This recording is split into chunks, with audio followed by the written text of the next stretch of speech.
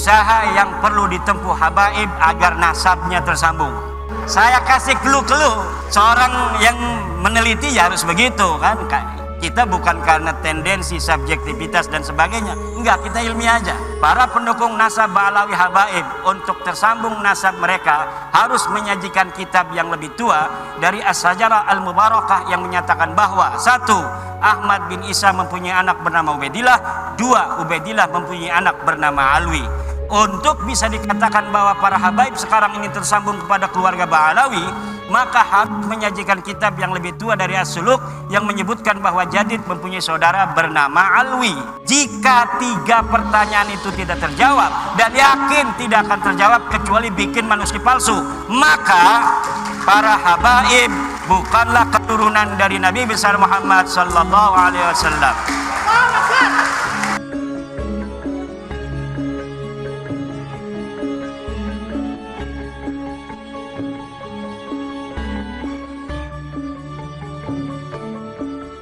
Baik, para hadirin sekalian, panelis pemateri ketiga, pemateri kedua, dan nanti akan dilanjutkan dengan panelis yaitu yang banyak menjadi sorotan dan menjadi bintang dalam jagat medsos kita, yaitu Al-Mukarram Kiai Haji Imaduddin Al-Bantani.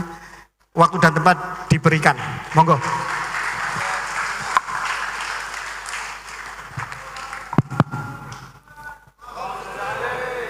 Assalamualaikum warahmatullahi wabarakatuh. Alhamdulillah, salatan wa salaman ala rasulillah amma ba'du. Maka Bapak Kiai Haji Syarif Rahmat, Ketua Umum Pada Suka yang saya muliakan, Bapak dari Polda yang saya muliakan, Bapak dari TNI yang saya hormati, pembicara kita Bapak Profesor Anhar Gonggong, Bapak Tubagus Nur Fadil Tirtayasa, ini kayaknya masih saudara sama-sama Tirtayasa. Pak Anhar Gonggong ini dari Sulawesi, turunan Syekh Yusuf Makassar, menikah dengan Putri Sultan Ageng Tirtayasa.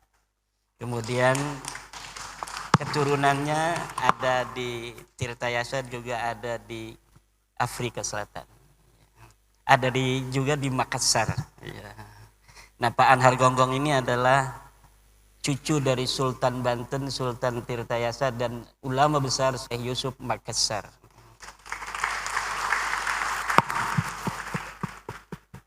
Juga Tengku Mudaqari Al-Kusyasi, beliau cucu dari pendiri atau pembawa tarekat Syatariyah dari Mekah, dari India, dibawa ke Aceh, kemudian dibawa ke Banten oleh para Sultan Banten juga. Bapak Dr. Sugeng yang saya hormati, para hadirin, para tokoh ini banyak, Pak Kiai Syarif, di belakang ini kiai-kiai, ada Kiai Mukhtar Fatawi, ada Kiai Mujib, ada Kiai Zainal, dan tokoh-tokoh besar lainnya. Mudah-mudahan semuanya ini mendapatkan keberkahan pada hari ini. Juga Gus Fuad Pleret dari Banyumas, ada dari Jogja, ada dari Ampel, dari Surabaya, dan lainnya. Hari ini kita bicara tentang sejarah dan genealogi. Sejarah adalah komunikasi tiada henti antara masa lalu, masa kini, dan masa yang akan datang. Menurut Napoleon Bonaparte, sejarah adalah dongeng-dongeng yang disepakati. Menurut Lawrence Durrell, sejarah adalah kesalahan-kesalahan yang selalu diulang-ulang. Saya tidak sepakat dengan Lawrence Durrell. Saya tidak sepakat dengan Napoleon Bonaparte yang menyatakan bahwa sejarah hanyalah dongeng-dongeng yang disepakati. Tetapi kita boleh tidak sepakat. Nyatanya, faktanya, ada sejarah atau ada narasi yang hari ini kita yakini sebagai sebuah kebenaran, tetapi ketika dibuktikan, secara ilmu sejarah, maka gagal total untuk dikatakan sebuah peristiwa, sebuah tokoh itu adalah betul-betul peristiwa dan tokoh yang historis. Ilmu genealogi adalah merupakan bagian dari ilmu sejarah. Bahkan bisa dikatakan ilmu nasab atau ilmu genealogi merupakan ilmu bantu sejarah. Maka kajian ilmu nasab harus memiliki karakteristik kajian sejarah. Dia harus bersifat empiris, scientific dividend, harus bisa dibuktikan secara ilmiah. Tidak boleh ada sebuah narasi sejarah kita taken for granted, menerima begitu saja. Harus dibuktikan. Tidak boleh ada sebuah pengakuan nasab yang bersimultan pengakuan ini dengan privilege tertentu, baik secara sosial antropolog maupun secara paham keagamaan dari tafsir yang dapat diterima. Ketika ada susunan nasab umpama tentang baginda Nabi, dia mengaku merupakan bagian dari keturunan baginda Nabi besar Muhammad sallallahu alaihi wasallam, maka kita harus uji di meja saintifik. Harus dibuktikan secara ilmiah berdasarkan metodologi kajian ilmiah sejarah yang dapat diterima bersama, bukan hanya diterima oleh ahli nasab, tapi juga logika kebenarannya dapat diterima oleh semua orang. Saya kecil-kecilan mengkaji nasab orang yang mengaku keturunan Nabi di Indonesia dari klan Ba'alawi yang selama ini mengaku sebagai keturunan daripada baginda Nabi besar Muhammad sallallahu alaihi wasallam. Saya gunakan prosedur di dalam kajian penelitian sejarah. Yang pertama adalah heuristik.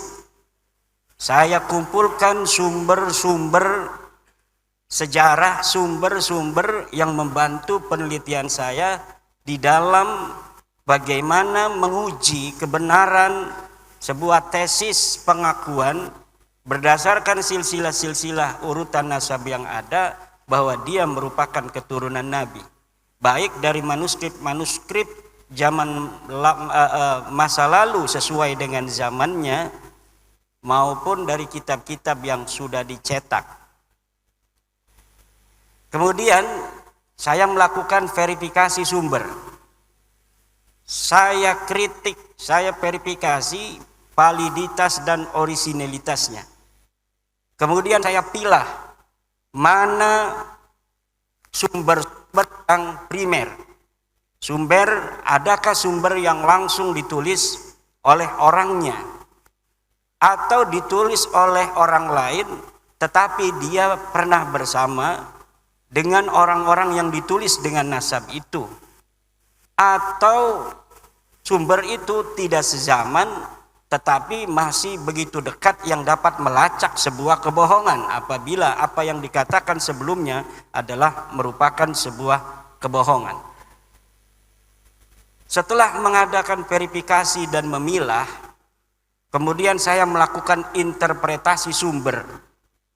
Dari data-data yang saya ambil dari sumber-sumber itu, saya interpretasikan sehingga kemudian memunculkan sebuah kesimpulan sejarah, historiografi, bagaimana sebenarnya kedudukan dari nasab Ba'alawi tersebut. Dan inilah hari ini yang akan saya sajikan kepada Anda semua.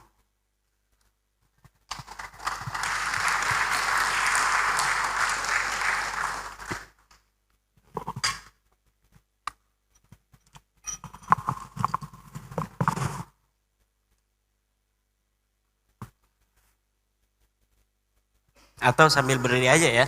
Diri.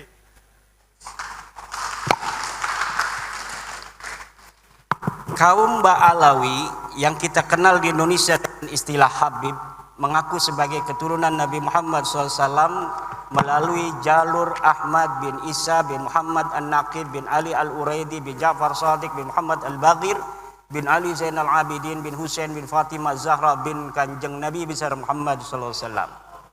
Ahmad bin Isa, ini titik poinnya. Dari sini yang diakui. Ahmad bin Isa ini wafat 345 Hijriah. Telah terkonfirmasi sebagai keturunan Nabi Muhammad SAW melalui pelacakan kitab Tahdhibul Ansab karya Al-Ubaidili yang wafat tahun 435 Hijriah. Sosok Ahmad bin Isa ini lulus tes uji petik dari kitab nasab. Kemudian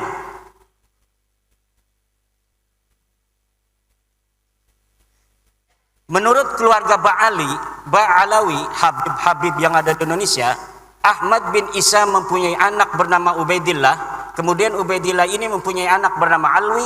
Alwi inilah yang menurut keluarga Ba'alawi adalah leluhur mereka. Alawi bin Ubaidillah bin Ahmad bin Isa bin Muhammad An-Naqib bin Ali Al-Uraidi bin Ja'far Shadiq Muhammad Al-Baghir bin Ali Zainal Abidin bin Husain bin Fatimah bin Nabi besar Muhammad SAW. Ini nasab mereka dan kita bisa lihat dari tokoh-tokoh mereka yang senang majang-majang nasab di media sosial. Semuanya akan bermuara kepada seseorang yang bernama Alwi yang disebut sebagai anak Ubaidillah. Ubaidillah ini adalah katanya anak Ahmad bin Isa. Ahmad bin Isa telah sahih sebagai keturunan Nabi.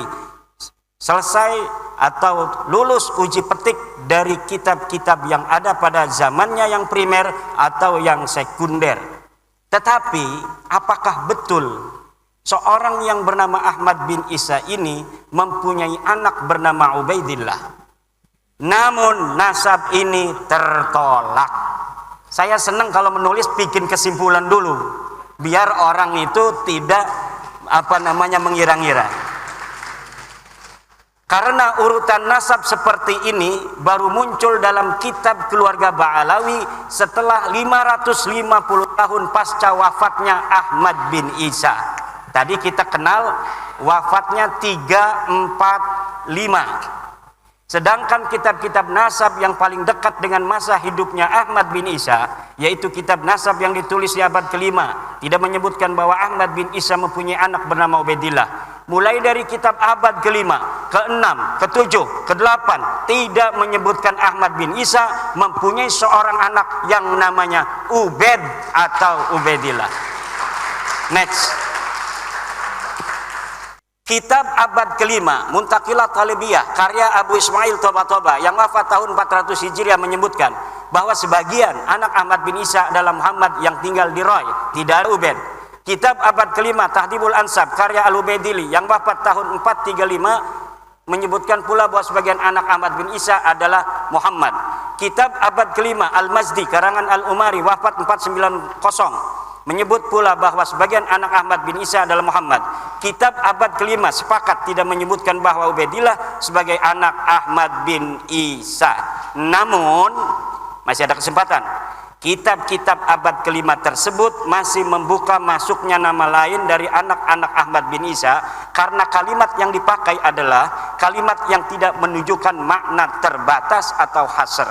Menggunakan kalimat sebagian dari anaknya adalah Muhammad. Kitab abad yang dapat terlacak ada dan sudah dicetak abad ke-5, 3 ini sepakat bahwa tidak ada anak Ahmad bin Isa bernama Ubaidillah. Next. Kitab abad ke-6 As-Sajarah Al-Mubarakah yang ditulis tahun 597 Hijriah karya dari Imam Fahru Raji yang wafat 606 Hijriah menyebutkan bahwa keturunan Ahmad bin Isa hanyalah dari 3 putranya, yaitu Muhammad, Ali, dan Husain. Ini sudah hasr. Imam Al-Fahru Raji ketika menyatakan anak Ahmad hanya 3 menggunakan jumlah ismiyah fa'aqibuhu min salasati banin. Menurut ulama nasab, apabila kitab nasab menggunakan terma jumlah ismiyah, Ini menunjukkan makna hasar atau terbatas. Berbeda ketika ulama nasab menggunakan jumlah fi'liyah semisal fa'aqaba min salasati banin, ini masih memungkinkan ada nama lain selain 3. Tapi ketika terma kalimat menggunakan jumlah ismiyah seperti as-sajarah mubarakah seperti itu, maka berarti yang bisa direkam secara meyakinkan oleh Imam Al-Fakhrur Razi berdasarkan ilmunya adalah bahwa anak Ahmad bin Isa hanya 3, yaitu Muhammad, Ali, dan Husain. Tidak ada Ubaid. Begitu pula lafaz salasati banin merupakan isim adad bilangan. Menurut ahli usul fikih, lafaz adad merupakan salah satu lafaz khusus. Jika dikatakan fa kafaratuhu it'amu asyarati masakin, maka maksudnya adalah 10 orang miskin. Tidak kurang, tidak lebih. Maka ketika di abad ke-9, 550 tahun setelah wafatnya Ahmad bin Isa, dikatakan bahwa Ahmad mempunyai anak bernama Ubaidillah, maka nama itu tertolak. Lalu dari mana Imam Fakhrur Razi mengetahui 3 ini? Tanpa adanya referensi yang disebutkan dalam kitab As-Sajarah Mubarakah, inilah yang dikritisi oleh Rumel Abbas misalnya dan yang lain sebagainya. Imam Fakhrur Razi, saudara, ketika menyebut anak Ahmad bin Isa hanya terbatas pada 3 saja, ini sangat bisa dipercaya. Kenapa? Karena ia tinggal di kota Roy di Iran. Sedangkan di Roy banyak anak keturunan Ahmad bin Isa dari jalur Muhammad bin Ahmad bin Isa. Kitab abad ke-7. Ini tadi abad ke-6 sudah dihasar bahwa anak itu mati. Sekarang bagaimana reportase dari kitab-kitab yang ada yang sampai kepada kita dari abad ke-7, ke-8 dan ke-9 awal. Kitab abad ke-7 Al-Fahri, karangan Imam Al-Marwazi yang wafat 614 Hijriah, juga tidak menyebut nama Ubaidillah sebagai anak Ahmad bin Isa. Ia hanya menyebutkan bahwa sebagian anak Ahmad bin Isa adalah Muhammad. Kitab abad ke-8 Al-Asili karya At-Taqtaqi yang wafat 709 Hijriah menyatakan bahwa sebagian anak Ahmad bin Isa adalah Muhammad. Kitab abad ke-8 As-Sabatul Musan karya Ibnu Al-Araj Al-Husaini yang wafat 787 Hijriah menyatakan bahwa sebagian anak Ahmad bin Isa adalah Muhammad.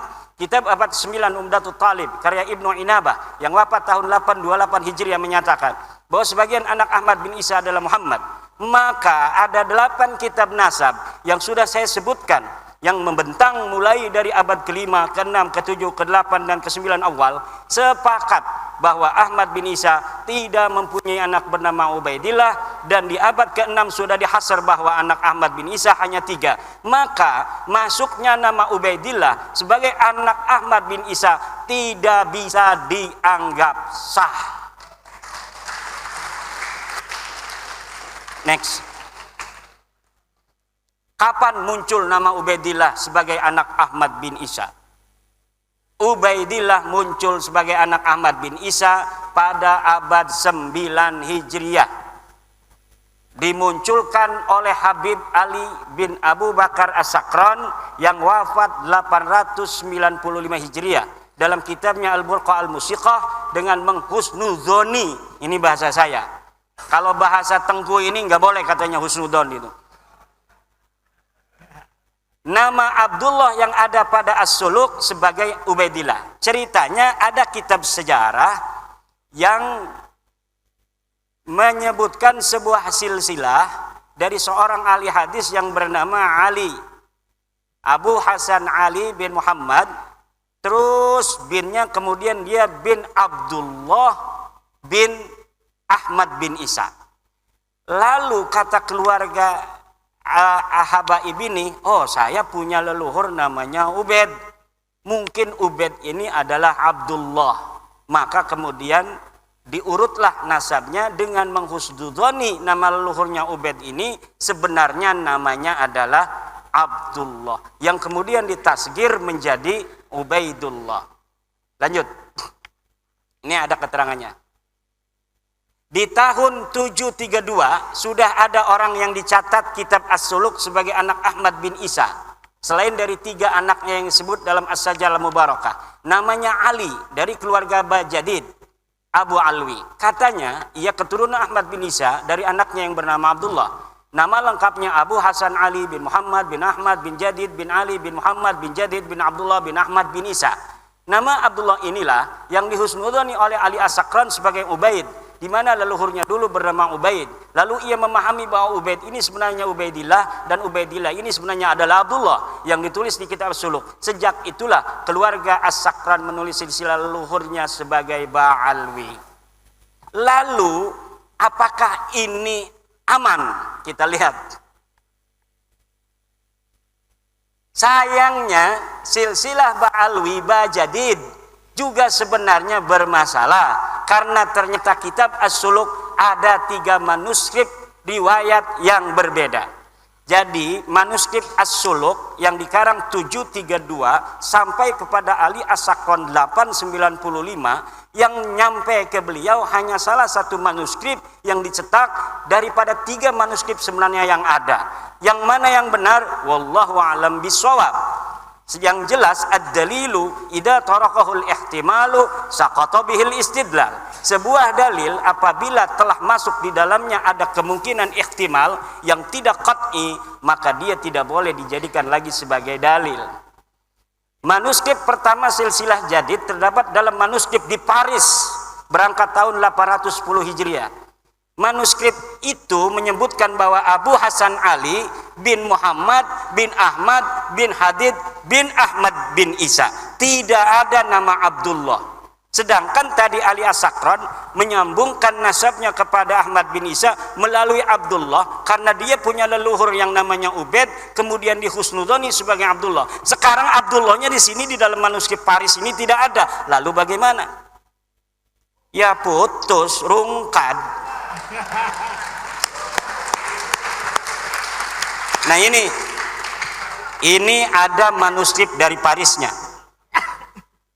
Kalau kita bicara sejarah harus scientific evidence yang dapat dibuktikan dalam meja ilmiah. Dari manuskrip ini, bagaimana seorang Abu Hasan Ali yang disebut As-Suluk wafat tahun 620 Hijriah. Ini Abu Hasan Ali disebut dalam kitab As-Suluk. As-Suluk ini adalah kitab sejarah yang menjadi pandoman orang-orang Yaman untuk mengurutkan silsilah keyamanan mereka hari ini. Dan ini dapat dipercaya kitab As-Suluk. Maka banyak orang-orang yang mencantolkan diri dalam sejarah asli As-Suluk agar leluhur mereka nampak menyejarah, walaupun dulunya leluhur mereka tidaklah terjadi sesuatu hal yang membanggakan dan berprestasi. Hanya menjadi urutan kelima dari nasab Ahmad bin Isa. Saya ulangi, dari manuskrip ini bagaimana seorang Abu Hasan Ali yang disebut As-Suluk wafat 620 Hijriah hanya menjadi urutan kelima dari nasab Ahmad bin Isa yang wafat 340 Hijriah. Berarti setiap generasi baru mempunyai anak di umur 55 tahun. Dan ini tidak masuk akal dalam ilmu genealogi, di mana setiap generasi dengan generasi berikutnya berjarak lahir dan wafat rata-rata harusnya 33 tahun. Dan dengan manuskrip ini cantolan Habib Ali As-Sakran menjadi bias dan tidak sah. Karena apa? Karena Habib Ali As-Sakran mencantolkan keluarganya ke Ba'alawi karena ada nama Abdullah yang disebut As-Suluk. Sedangkan di dalam manuskrip As-Suluk versi Paris ini Abdullahnya teaya. Silakan. Next. Manuskrip kedua As-Suluk. Manuskrip kedua As-Suluk silsilah Jadid adalah Abu Hasan Ali bin Muhammad bin Ahmad bin Hadid bin Abdullah bin Ahmad bin Isa. Dalam manuskrip dua ini nama Abdullah memang ada, namun jumlah nama hanya 6. Ada tambahan nama Abdullah dari versi manuskrip yang pertama. Perkiraan jarak wafat dan lahir antara nama-nama itu 45 tahun. Walau lebih muda dari manuskrip sebelumnya, tetapi tidak masuk akal. Ditambah dari sini dipahami bahwa nasab Bajadid ini mudtoribah, berubah-ubah, yang menunjukkan bahwa nasabnya ada masalah, sulit untuk dikatakan sahih.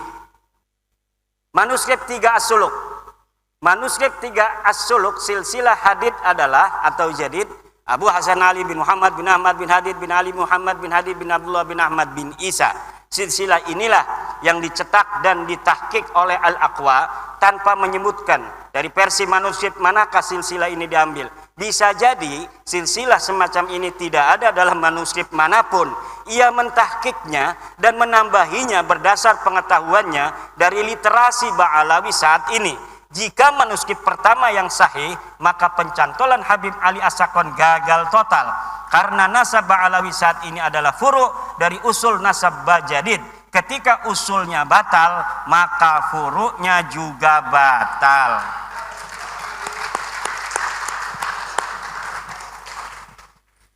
Ini penting dan belum diungkapkan siapapun. Keluarga As-Sakron bukan Ba'alawi. Nampaknya kitab As-Suluk karya Imam Al-Janadi wafat 732 Hijriah adalah kitab sejarah yang menjadi pegangan latar belakang konstruksi nasab Ba'alawi dan sejarahnya. Nasab dan sejarah Ba'alawi yang ahistoris disusun sedemikian rupa menggunakan latar belakang sejarah yang terdapat dalam kitab As-Suluk. Penulis yakin secara ilmiah bahwa keluarga As-Sakron sebelumnya tidak dikenal dengan nama Ba'alawi. Nama Ba'alawi keluarga As-Sakron itu dikenal setelah kitab Al-Burqah dan kitab Al-Jauharus Safaf ditulis, yaitu milik Habib Abu Bakar As-Sakron dan Imam Al-Khatib.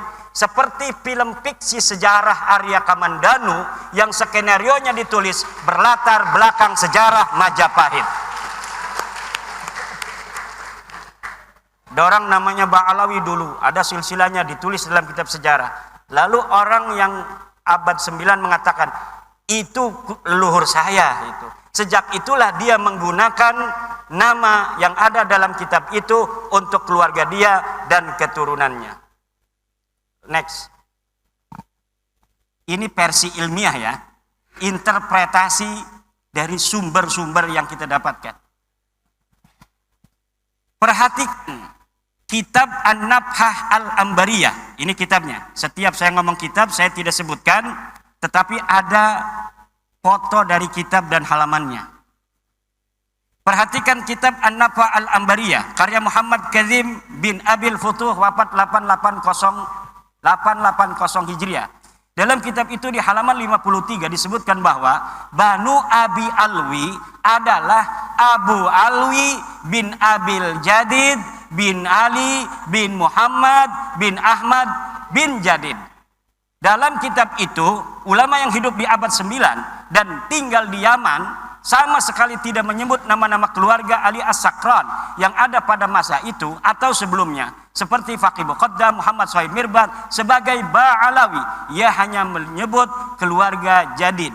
Padahal pengarang kitab An-Nabhah Al-Ambariyah ini hidup semasa dengan Ali As-Sakron. Kalau pada masa itu dan sebelumnya keluarga Habib Ali As-Sakron dikenal sebagai Ba'alawi, tentunya Muhammad Kazim akan menulis contoh-contoh Ba'alawi selain dari Jadid disebutkan, yaitu dari keluarga-keluarga Faqih Muqaddam dan sebagainya.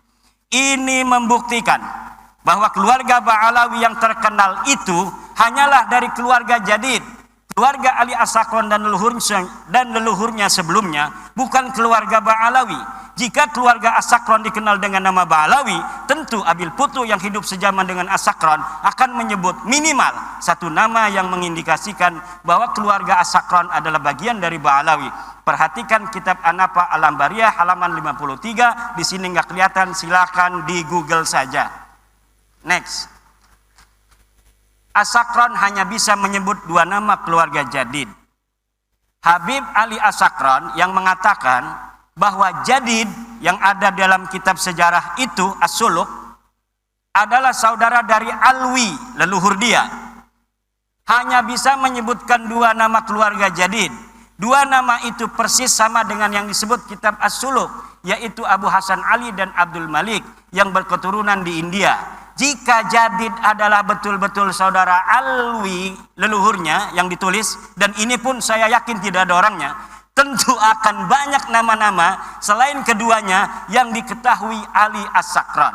Tapi mengapa As-Sakron seperti orang asing di keluarga Bajadid hanya mengetahui 2 nama dari keluarga Bajadid yang diketahui dari kitab As-Suluk, yang bukan hanya diketahui oleh dia, kita juga mengetahui bahwa keluarga Jadid mempunyai 2 nama yang tertulis dalam sejarah, yaitu Abu Hasan Ali dan Abdul Malik. Apa bedanya saya dengan dia? Sama-sama mempunyai 2 nama saja, padahal dia mengaku sebagai keluarga besarnya. Silakan. Makam Ahmad bin Isa ditemukan setelah 602 tahun. Ahmad bin Isa yang wafat tahun 345 Hijriah, makamnya hari ini berada di Husaisah.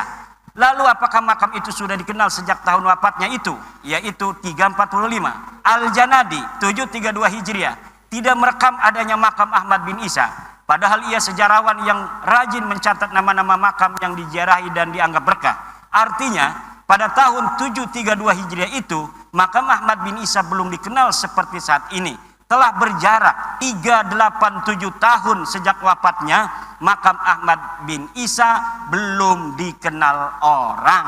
Ini dalam reportase As-Suluk yang rajin jarah-jarahin makam, tetapi dia mencatat nama makam-makam lain, tidak mencatat nama Ahmad bin Isa yang katanya sudah wafat 345 Hijriah di Yaman. Ini orang Yaman, Al-Janadi. Syekh Ahmad bin Hasan Muallim menyatakan, tidak ada dalam sejarah Yaman makam diagungkan yang di atasnya ada mashhad dan masjid sampai separuh abad 5, kecuali yang disebut sebagai Masjid Syahidain di San'a, Al-Kuburiyah fil Yaman 176. Lalu kapan berita bahwa Ahmad bin Isa ini dimakamkan di Husaisah? Berita awal yang didapatkan adalah Ba Makhromah 947 Hijriah. Dalam kitabnya Qaladatun Nahar fi Wafayat A'yanid Dahr disebutkan bahwa makam Ahmad bin Isa di Husaisah. Qaladatun Nahar fi Wafayat A'yanid Dahr 2/518 Asy-Syamilah. Berarti berita bahwa Ahmad bin Isa dimakamkan di Husaisah baru setelah 602 tahun setelah wafatnya Ahmad bin Isa. Kitab tersebut pula menyebutkan bahwa keyakinan makam Ahmad bin Isa di Husaisah itu karena Habib Abdurrahman bin Muhammad berziarah di situ dengan isyarah adanya cahaya yang nampak di atas tanahnya. Jadi ditemukannya makam itu setelah ratusan tahun bukan karena adanya kitab sejaman yang menyebutkannya, tetapi berdasarkan isyarah spiritual. Diceritakan di situ bagaimana cara menemukannya, yaitu dengan meminta doa kemudian melihat cahaya. Ada cahaya di situ maka ditetapkanlah makamnya di situ. Dan sekarang banyak terjadi seperti itu, makam-makam baru yang dulunya kita tidak mengetahui pernah ada makam di situ, kemudian sekarang ada makam. Ini masih mending, tidak merampok siapa-siapa, dia hanya berbohong. Makamnya sudah ada namanya, kemudian namanya dibelokin kemana-mana, tidak sesuai dengan tradisi riwayat dari keluarganya sendiri.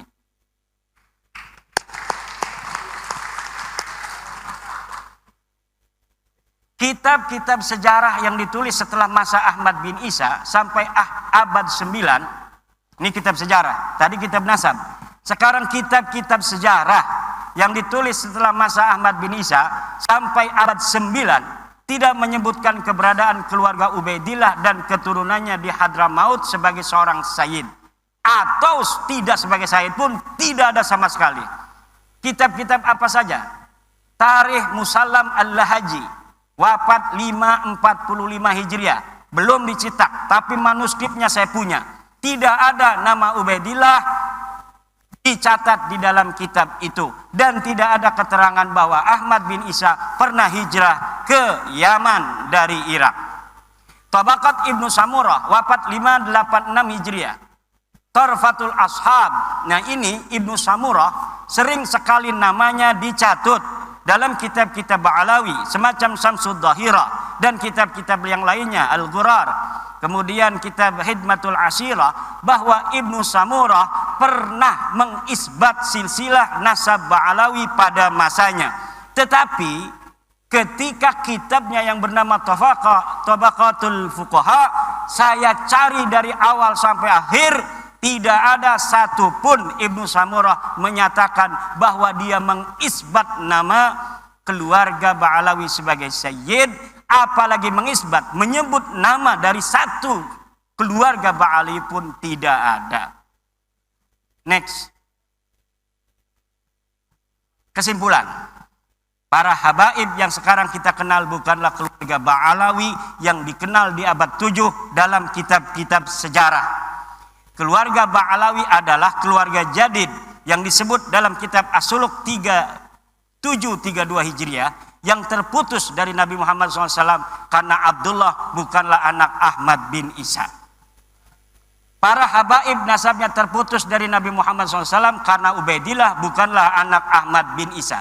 Jadi Ba'alawi sendiri yang ada dalam kitab itu tertolak sebagai keluarga Nabi karena Abdullah bukanlah anak dari Ahmad bin Isa berdasarkan kitab-kitab abad ke-6 dan abad ke-5. Kemudian ada orang nyantol kepada nama itu. Ya, yang dicantolnya itu rungkad, dianya ikut rungkad.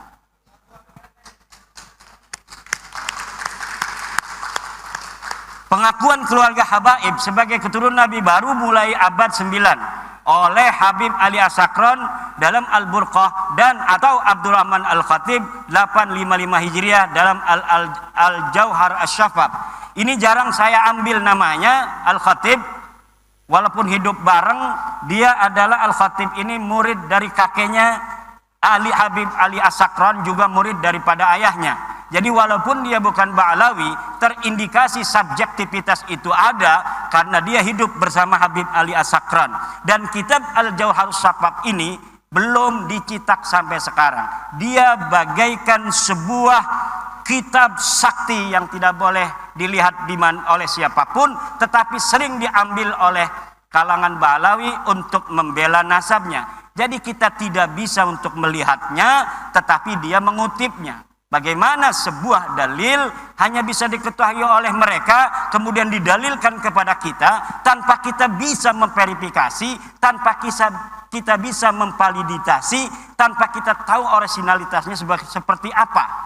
Jadi ini namanya senjata yang sangat canggih, yang bisa untuk membacok tapi kita nggak bisa melihatnya. Kitab-kitab yang lebih muda dari As-Sajarah Al-Mubarakah 606 yang menyebutkan bahwa Ba'alawi habaib tersambung nasabnya kepada Rasulullah tertolak karena hanya mengutip dari Al-Burqah dan Al-Jauhar kitab abad 9 Hijriah.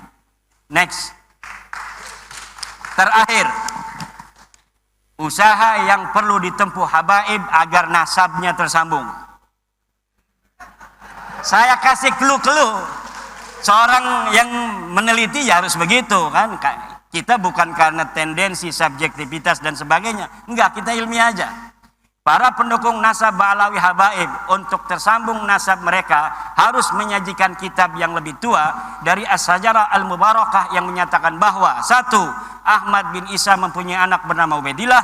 2. Ubaidillah mempunyai anak bernama Alwi. Untuk bisa dikatakan bahwa para habaib sekarang ini tersambung kepada keluarga Ba'alawi, maka harus menyajikan kitab yang lebih tua dari As-Suluk yang menyebutkan bahwa Jadid mempunyai saudara bernama Alwi.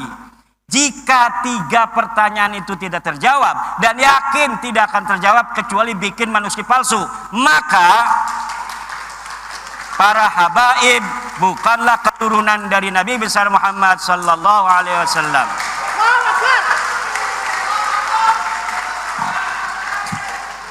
Demikian yang dapat saya sampaikan, mudah-mudahan ada manfaatnya. Wallahu wal muwaffiq ila aqwamit thoriq. Assalamualaikum warahmatullahi wabarakatuh. Waalaikumsalam warahmatullahi wabarakatuh.